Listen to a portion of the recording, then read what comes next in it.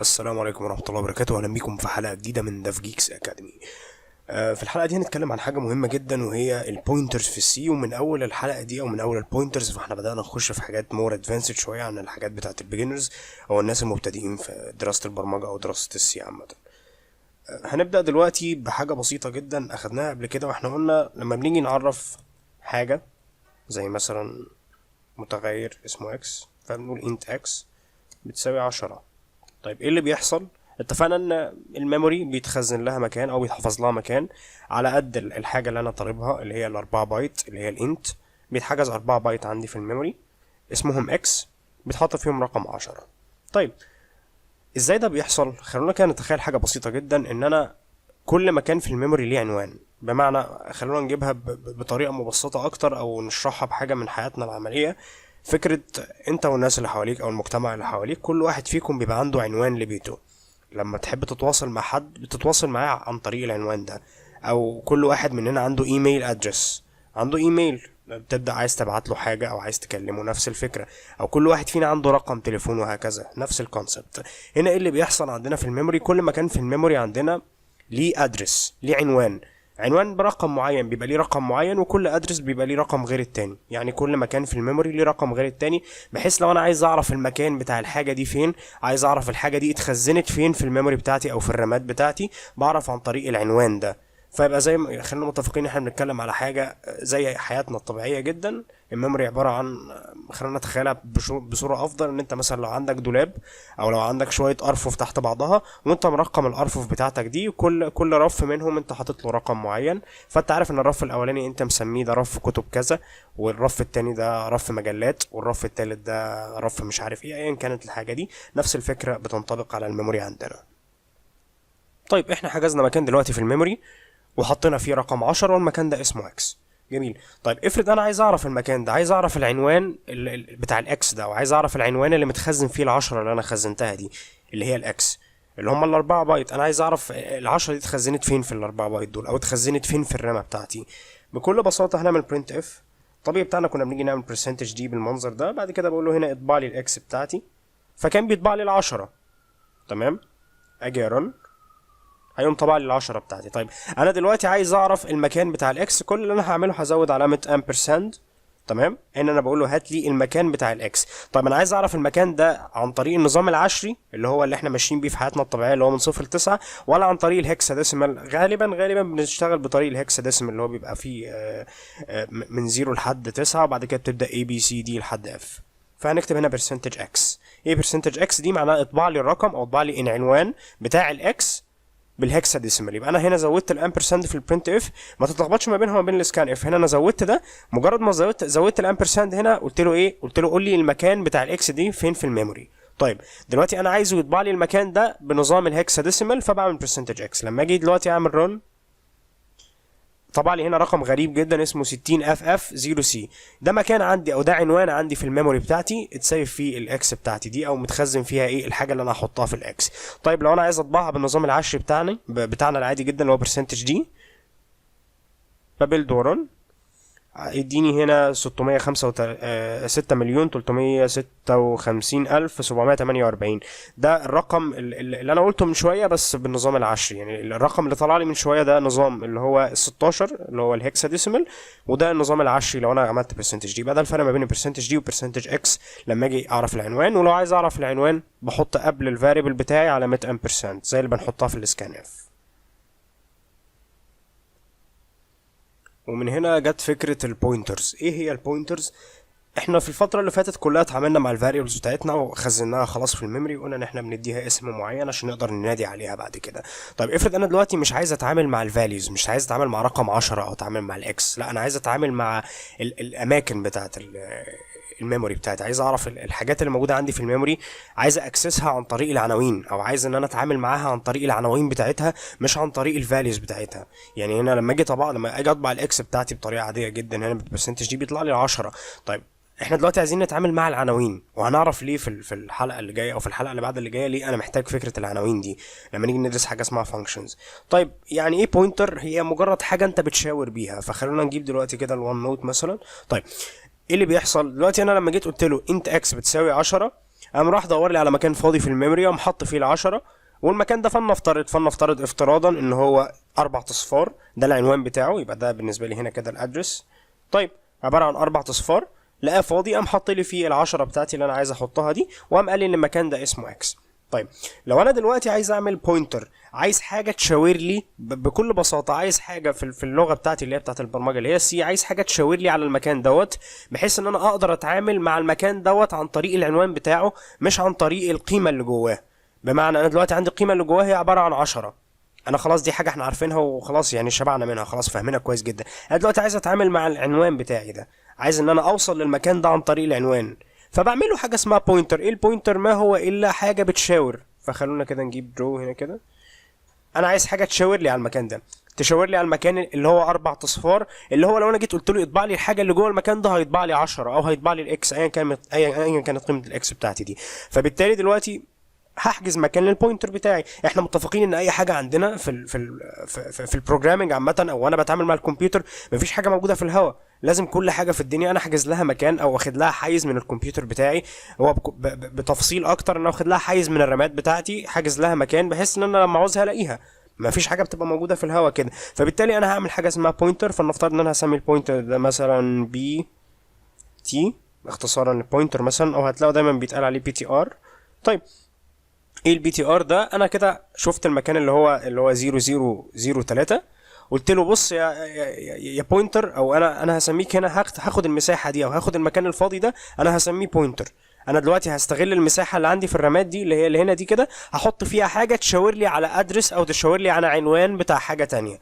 طيب دلوقتي قيمة البوينتر ده ايه اللي هيتخزن فيه؟ بيتخزن فيه القيمة بتاعة العنوان بتاع الحاجة التانية. فبالتالي لما اجي ابص هنا كده، انا دلوقتي عايزه يشاور لي على الاربع اصفار دول، البوينتر بتاعي، وزي ما عملت السهم اهو، السهم خليته يشاور على العنوان اللي هو 4 اصفار، فهيتخزن لي ايه في البوينتر بتاعي؟ هيتخزن لي الاربع اصفار بكل بساطة، هو ده البوينتر.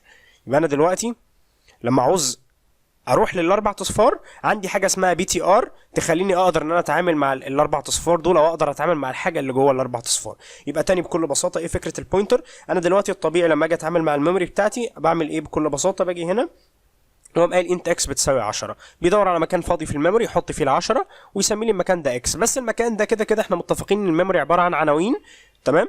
وعندي العنوان اللي اتحط فيه الاكس ده افتراضا ان هو 4 اصفار. طيب خلاص دلوقتي المكان ده بقى فيه حاجه، فانا ما ينفعش احط فيه حاجه تانية.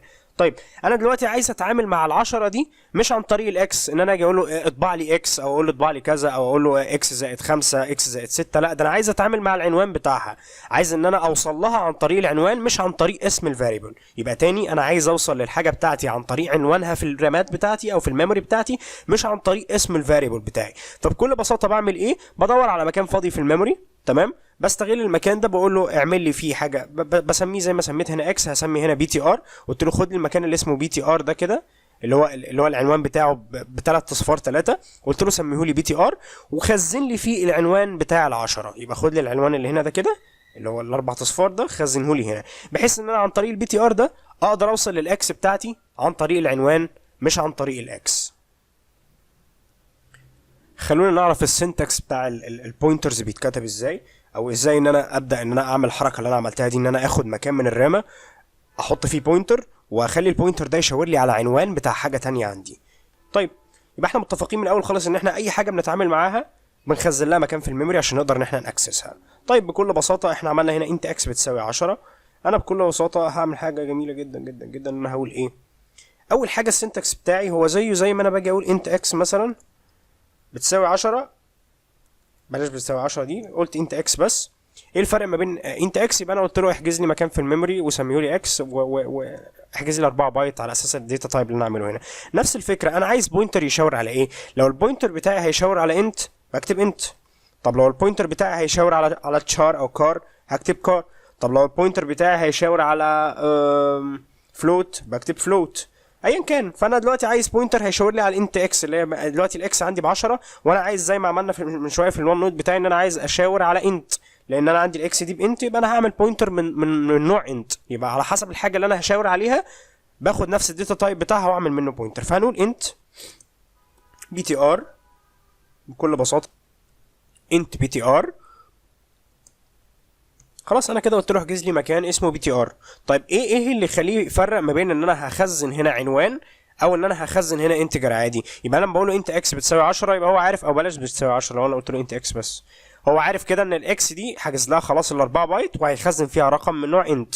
طبعا انا ممكن اجي هنا اقول له بتساوي 10 خلاص مفيش مشكله. طيب ازاي انا بميز ما بين التعريف او الديكلاريشن بتاعه الفاريبل العادي اللي هو اكس او البوينتر؟ هنا انا بقول له انا هحط في الاكس دي رقم من نوع انت، هنا انا بقول له انا هشاور على حاجه من نوع انت ببوينتر او انا بتعامل مع بوينتر، فبحط هنا علامه بنسميها استريسك اللي هي احنا بنقول عليها النجمه، يعني علامه النجمه اللي عندك في الكيبورد دي. بقى لو عملت كده معناه ان انا قلت له ايه؟ قلت له احجز لي مكان لبوينتر. طيب انا دلوقتي عايز البوينتر بتاعي ده زي ما عملنا هنا كده، عايز البوينتر بتاعي ده يشاور على ال10 بحيث ان انا لما اجي اتعامل مع البوينتر ده او يعني عايز ان انا اكسس الفاريبل بتاع الاكس ده او ال10 دي عن طريق العنوان بتاعها في الميموري بتاعتي او في الرامات. فانا بعمل ايه بكل بساطه؟ باجي هنا احنا عندنا عملنا انت اكس بتساوي 10، انا دلوقتي عايز اشاور على ال10 بتاعتي دي او اشاور على الاكس او العنوان بتاعها، فبقول ان البي تي ار بتاعي ده اللي احنا لسه عاملينه ده اللي هو من نوع انت، معناه ان هو هيشاور على حاجه انت، بيساوي الامبرساند بتاعت اكس. يبقى احنا لما جينا عملنا برنت من شويه امبرساند اكس هنا بالمنظر ده، ايه اللي رد لي هنا او عوض لي عن الامبرساند اكس بتاعتي بايه؟ عوض لي عن مكانها في الميموري. فانا بكل بساطه قلت له هنا شوف لي المكان بتاع الاكس اللي هو الامبرساند اكس اهو، شوف لي المكان بتاعها العنوان بتاعها في الميموري بتاعي ايه وخزنه لي في البوينتر. فبكل بساطه هيروح يبص على العنوان بتاع ال10 في الميموري هيلاقيه 4 اصفار، يقوم واخد ال4 اصفار دول كوبي كده ويقوم حاططهم هنا ايه في مكان البوينتر ايا كان بقى. انا الرامه اخذت مكان يعني تحط فيه البوينتر فين، فنفترض ان هي حطته في 3 اصفار 3، فتقوم المحتوى بقى اللي جوه اللي هو المكان ده متسيف فيه ايه؟ متسيف فيه عنوان. ايه العنوان ده؟ هو العنوان اللي موجوده في ال10، فيحط لي ال4 اصفار هنا في البوينتر بتاعي. طيب جميل جدا. يبقى انا دلوقتي عملت انت اكس بتساوي 10 طبيعي بتاعي، بعد كده قمت عملت حاجه تشاور لي على الايه؟ العنوان بتاع ال10 دي او الاكس بتاعتي دي متخزنه فين. جميل.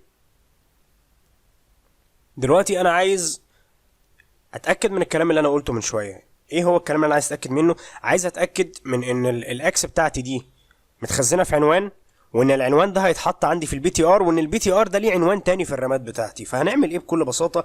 احنا دلوقتي لما جينا طبعنا اهو المكان اللي هيتخزن فيه الاكس، قلنا له ان هو برنت اف برسنتج اكس هنا خليها عشان يطبعوا بالهكسا، ونعمل باك سلاش ان عشان ايه؟ يطبع لنا المكان بتاع الاكس او الاكس متخزنه فين في الميموري. هناخد البرنت اف دي برضو تاني كده ونكررها 3 مرات. اول واحده هنا بتعبر لي عن الادرس اوف اكس، مكان الاكس بتاعتي، تمام. تاني واحده احنا عايزينها، انا عايز اعرف البوينتر بتاعي فين، يعني انا عايز اعرف دلوقتي البوينتر بتاعي فين بالظبط، او البوينتر بتاعي المكان اللي انا خزنته هو فين. فباجي هنا وبطبع البي تي ار بتاعي، فده معناها العنوان بتاع البي تي ار. طيب انا عايز اطبع اللي جوه بقى البي تي ار ده، عايز اطبع اللي جواه بالظبط، فباجي اقول له هنا ايه؟ او بلاش عايز اطبع اللي جواه، انا عايز اعرف العنوان بتاعه، فهاجي هنا واقول امبرساند البي تي ار. طيب بكل بساطه يبقى هنا كده ده هيطبع لي القيمه بتاعت البي تي ار بتاعي، يعني هيشوف لي البي تي ار ده عباره عن ايه اللي جواه ويقوم طبعه هنا. يبقى هنا value of btr، وهنا هيطبع لي الادرس of البي تي ار بتاعي. يبقى احنا اول حاجه هنشوف الادرس بتاع الاكس، بعد كده نشوف المفروض نشوف اللي بعدها على طول، او لما اجي اطبع البي تي ار بتاعي الاقي فيه نفس الادرس بتاع الاكس، وبعد كده لما اجي اطبع العنوان بتاع البي تي ار بتاعي الاقي حاجه مختلفه عن العنوان بتاع الاكس. فلما نيجي نرن بالمنظر ده هنلاقي هنا بكل بساطه نحطهم جنب بعض كده. اول حاجه طبع لي العنوان بتاع الاكس هو عباره عن 60FF0C. طيب بعد كده قلت له اطبع لي الحاجه اللي جوه البي تي ار ده اللي هو المفروض انا بشاور على الاكس، فهو هيطبع لي العنوان بتاع الاكس، فبالتالي لما قلت له اطبع لي البي تي ار بتاعي فطبع لي 60FF0C. تمام احنا كده متفقين. طيب انا عايز اعرف العنوان بقى بتاع البوينتر بتاعي ده، البوينتر بتاعي ده انا حجزت له مكان فين في الميموري، فقمت عملت هنا ايه؟ امبرساند بي تي ار. اما اول ما بحط الامبرساند بقول له هات لي العنوان في الميموري، فبالتالي قام حط لي هنا 60FF08، ودي هتلاقيها مختلفه عن الاثنين اللي فاتوا. الاولى والثانيه كده كده زي بعض، لان انا بعبر عن الادرس بتاع الاكس مره عن طريق الامبرساند اكس، والمره الثانيه عن طريق حاجه بشاور بيها على العنوان، وثالث حاجه ان انا بقول اطبع لي المكان اللي انت حطيت لي فيه او خزنت لي فيه قيمه البوينتر بتاعي. يبقى خلينا نرجع ده هنا تاني. هنا الاكس متخزنه في 4 اصفار، قام حاط لي الاربع اصفار دول في البي تي ار. فانا اول حاجه طبعت العنوان بتاع الاكس فاداني اربع اصفار. بعد كده طبعت الفاليو بتاعت البي تي ار، ايه اللي جوه هنا، المكان اللي هنا ده نسميه فاليو كده، الحاجات اللي في النص دي عباره عن فاليو.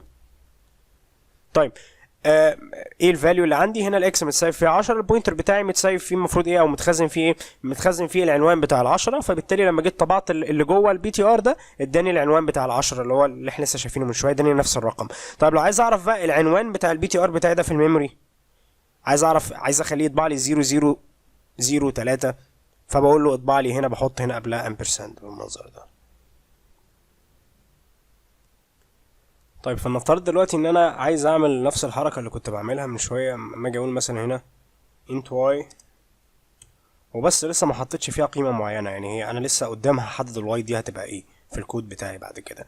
ممكن بكل بساطه لو عايز اعمل نفس الكلام ده مع البوينتر، حاجه هنا اقول int asterisk btr او ايا كان الاسم بتاع البوينتر بتاعي، انا هسميه زي ما انا عايز بنفس طرق التسميه بتاعت الفاريبلز العاديه.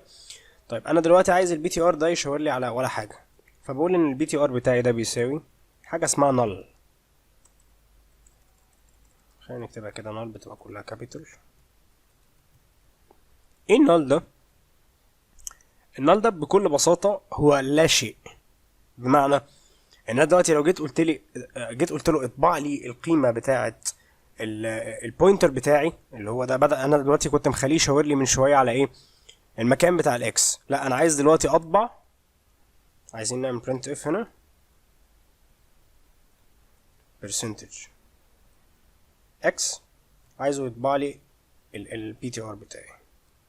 طيب يعني ايه يطبع لي البي تي ار بتاعي؟ دلوقتي انا عايز اعرف ايه اللي جوه، ايه الفاليو بتاعت البوينتر بتاعي اللي هي النل اللي انا قلت عليها من شويه دي. النل دي هي لا شيء، اكني حاطط صفر بالظبط، وعباره عن حاجه في الهواء كده مش موجوده. يعني هي ده التعبير المناسب ليها، ان انا دلوقتي هاجي اقول البي تي ار بتاعي بيساوي نل زي الزيرو، يعني هو يعتبر زي الزيرو بالنسبه لنا. يعني هو في الاكس انا ممكن اعرف الاكس بزيرو، فيبقى كده الاكس مع الرقم بصفر مش حاطط اي ارقام. طيب لو انا عايز اعرف بوينتر بقى ان هو بزيرو، في السي بنسميها حاجه اسمها نل. طيب فلما اجي ارن دلوقتي هلاقي ان هو قام طبع لي هنا قال لي زيرو. ليه هنا قال لي زيرو؟ لان انا دلوقتي مفيش اصلا جوه البي تي ار بتاعي ده حاجه، مفيش حاجه جوه البي تي ار بتاعي، بس بكل بساطه. طيب هو في حاجه حصلت من شويه، المفروض ان احنا نعمل باك سلاش ان عشان بس ما تتلخبطوش. دلوقتي هو جواه مفيش حاجه، فلما اجي اطبع هيقول لي ان هو زيرو لان جواه فاضي.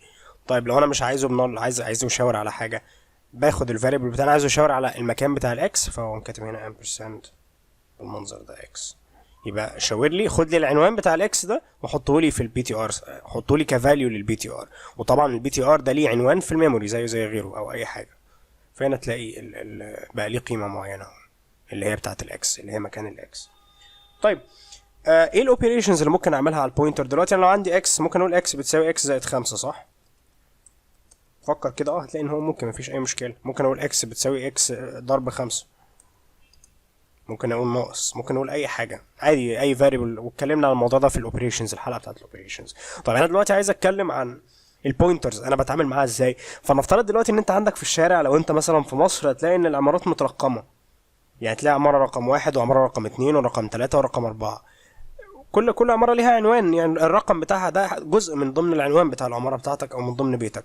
فانا دلوقتي عايز اعرف البيت اللي بعدي، فاقوم قايل البيت بتاعي زائد 2 صح كده، العنوان بتاع بيتي زائد 2. فانا لو البيت بتاعي رقم 1 وعايز اعرف البيت رقم 3 او عايز اتعامل مع البيت رقم 3، فبقول له اجمع لي 2 على العنوان بتاعي بحيث ان انا اوصل لرقم 3 بس. فدي بكل بساطه الاوبريشنز اللي انا ممكن اعملها. ممكن اجمع او اطرح، بس ما ينفعش ولا اضرب ولا اقسم. يبقى خلينا كده ايه تاني اوبريشنز، خلينا نعملها ككومنت، نكتب اوبريشنز on pointers. بكل بساطه ينفع ان انا اعمل بلس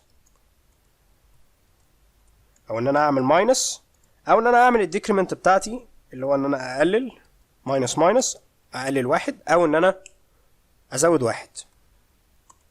دي كل الاوبريشنز اللي انا اقدر اعملها مع البوينتر بتاعي. فانا دلوقتي لو عايز اقول زي ما انا المثال اللي انا قلته من شويه، البيت بتاعي زائد واحد، فانا لو مشاور مثلا زي هنا في المثال ده، انا مشاور على الادرس اللي هو 3 اصفار. طب لو انا عايز اطبع الادرس اللي بعد الاربع اصفار ده، عايز اطبع اللي هو الادرس اللي بعد ده على طول، اللي هو مش عندي 4 اصفار، اللي بعده هيبقى 3 اصفار واحد. طيب لو انا عايز اطبع ده، او لو عايز ان انا اتعامل مع اللي بعد المكان اللي انا مشاور عليه ده، فباجي اقول هنا BTR هتساوي BTR بلس 1 بالمنظر ده. فلما اجي دلوقتي اطبع الBTR بتاعي، هيطبع لي العنوان اللي بعد العنوان اللي متخزنه فيه ال10 على طول في الرامات بتاعتي. لو عايز اطبع العنوان اللي قبل، نفس الفكره. لو عايز ان انا ازود واحد بطريقه الانكريمنت بتاعتي اللي هي BTR بلس بلس، او ان انا انقص واحد بقول BTR ماينس ماينس. طيب دلوقتي انا كل ده برضو ما قلتش انا استفدت ايه من البوينتر. انا في اول حلقه قلت ان انا هتعامل مع الاكس بتاعتي دي عن طريق العنوان بتاعها، فانا دلوقتي بقى عندي بوينتر بيشاور على العنوان بتاعها اللي هو BTR. طب لو انا عايز اجيب القيمه بتاعت ال10 دي، بدل ما انا اطبعها من الاكس، انا عايز اطبعها عن طريق العنوان بتاعها. فبكل بساطه هنيجي نعمل كده. خلينا نشيل الكلام ده. حاجه اقول هنا الBTR خلاص بتاعي بقى بيشاور على العنوان بتاع الاكس. هعمل بكل بساطه print، اكتب printf هنا، نعمل percentage دي. الطبيعي ان انا لو عايز اعرف قيمه الاكس بحط هنا اكس وخلصنا خلاص مفيش مشكله. طب لو عايز عنوان الاكس بحط ampersand. جميل. طيب لو انا دلوقتي عايز اجيب الاكس بتاعتي دي بس عن طريق عنوانها، فقلنا بنستخدم الBTR. بس انا لو جيت طبعت الBTR بتاعي دلوقتي، هيطبع لي العنوان بتاع الاكس اللي انا مشاور عليه. طيب لو انا عايز اعرف ايه بقى اللي جوه العنوان بتاع الاكس، بحط علامه الاستريسك دي. هنا بنسميها content of BTR. يبقى العنوان اللي هو الاربع اصفار ده، روح له وشوف لي ايه اللي جواه واطبعه لي. فبالتالي اكني هنا دي بالظبط مكافأة. يعني خلينا نقول هنا asterisk BTR تساوي الاكس اللي هي قيمة الاكس بتاعتي. فبالتالي لو جيت عملت هنا run، يطبع لي ال10 بتاعتي. يبقى انا دلوقتي اتعاملت مع الفاريبل بتاعي عن طريق العنوان بتاعه، مش عن طريق الفاريبل نيم بتاعي. فانا لو جيت هنا قلت x، برضه نفس الفكرة، هيطبع لي هنا ايه؟ ال10.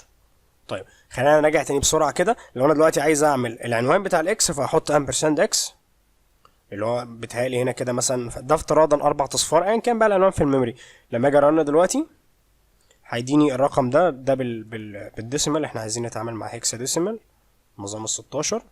حاجه بيلد ورن، هيديني هنا 60 فين 0 8. طيب لو انا كمان عايز ابرنت كمان واحده هنا كده، الBTR بتاعي المفروض الاتنين يبقوا زي بعض، صح كده؟ خلينا نعمل باكسلاش ان نبيلد ونرن، فهيديني نفس العنوان. لان انا عندي هنا العنوان بتاع الاكس بكذا، وعندي الBTR بتاعي الفاليو بتاعته هي عباره عن ايه؟ الاربع اصفار دول اللي هو العنوان بتاع الاكس بتاعي. يبقى انا خدت العنوان هنا وسيفته عندي كفاليو في الBTR بتاعي. طيب لو انا عايز اعرف العنوان بقى بتاع الBTR، ما هو الBTR ده متخزن في مكان في الرامه، هعمل كده واقول له ampersand ايه؟ BTR. فلما اجي ابيلد ورن بالمنظر ده،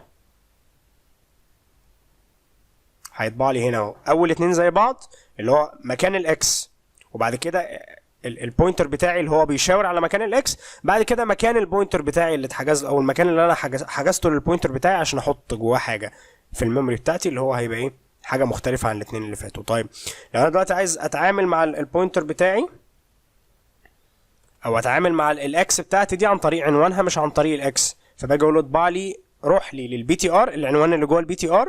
وايه العنوان اللي جوه الBTR؟ هو عنوان الاكس. بعد كده شوف لي ايه اللي موجود جوه العنوان ده. فبالتالي تلاقي موجود ايه دي اللي هي 10 بالهكساديسيمال، بس احنا عايزينها هنا بالديسيمال، فنحط هنا برسنتج دي، نبيلد ونرن، يديني 10. هي بالظبط تكافئ ان انا اقول له هنا اطبع لي الاكس بتاعتي، بس نخلي برسنتج دي عشان يطبع لي بالنظام العشري. يبقى احنا كده جمعنا كل البوينترز بشكل بسيط جدا. معلش الحلقه كانت طويله، بس يعني ان شاء الله اظن ان كده كل حاجه واضحه جدا بكل بساطه. يبقى احنا متفقين في الاخر برضو، باكد على المعلومه دي، ان اي حاجه انا بتعامل معاها بحجز لها مكان في الميموري، والبوينتر ما هو الا شيء بشاور بيه على حاجه عشان اتعامل مع الحاجه دي عن طريق عنوانها مش عن طريق اسمها. يعني لو انت اسمك مثلا اسمك احمد، اسمك محمد، اسمك ايا كان اسمك، انا بتعامل معاك عن اسمك باسمك غير لما اتعامل معاك كعنوانك. يبقى انا لو عايز اوصل لك، طب ما في 1000 احمد، او في 1000 محمد او في 1000 محسن او في 1000 ايا كان الاسم، بس كل واحد بيبقى ليه عنوان غير التاني. فانا بالتالي اتعامل معاك بالعنوان بتاعك هيبقى افضل من ان اتعامل معاك باسمك لما عاوز ابعت لك حاجه او عاوز ان انا اتواصل معاك من بره. بس شكرا، واتمنى تكون حلقه مفيده.